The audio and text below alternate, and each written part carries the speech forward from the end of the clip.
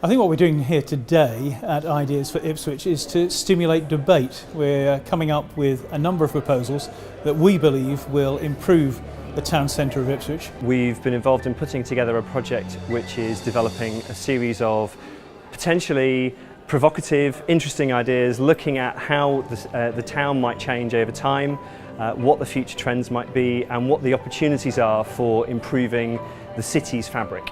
To regenerate Ipswich for the next 25 years.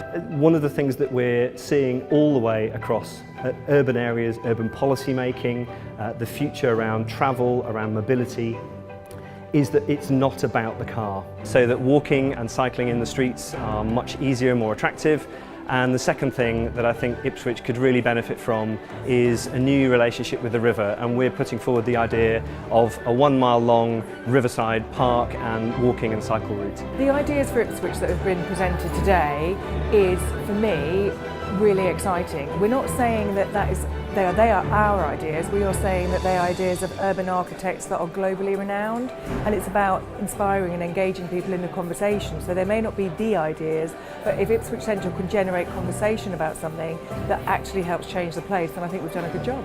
Actually, everyone in the room was kind of feeling that excitement about the possibilities for the future.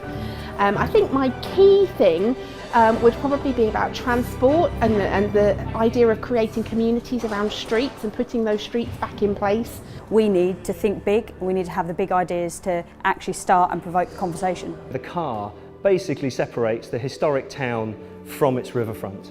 And it creates a huge swathe of inhospitable space. We have our wonderful waterfront, and it is a hidden gem, it's the jewel in the crown. What we have to do is change perceptions of people visiting the place to get them to visit the place in the first place. And then if we're really bold, we might then start to lay out a framework of streets which reimagines how that whole riverside area works, and taking those very low intensity uses and really working them much harder. We need a lot more people actually living in our town centres as well as visiting them. It's understanding that the success of a place is no longer just about retail, it is about many other things. So the challenge is connecting all of those services, all of the things of a place to get that story out there. Well, I think we should certainly embrace the ideas that have been proposed today.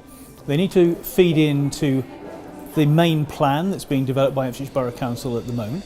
We need to work together in partnership to make sure that these sort of changes to our town centre are achieved.